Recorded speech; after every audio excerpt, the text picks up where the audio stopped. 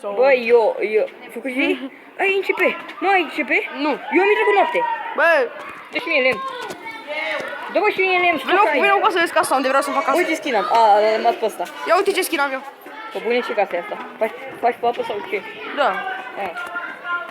Filmezi? Da, normal. De unde? Bă, mă duc să iau lemn. Du-te, Să craftez ceva.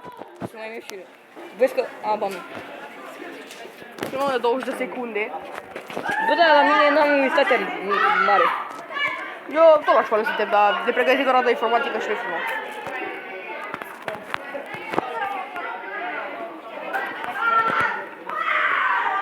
Da, și trebuie să va fi mic, va fi prezentarea mapei noastre și...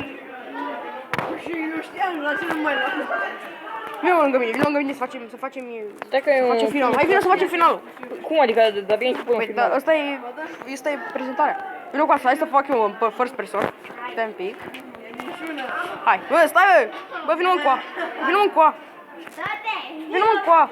Lângă mine, uite așa, stai acolo. Da, și cam aici vom încheia și noi episodul. Eu sper că m-a plăcut. Nu uitați să lăsați că mi-am like-ul. Eu am fost Cosmin și Elvis. Pa, pa!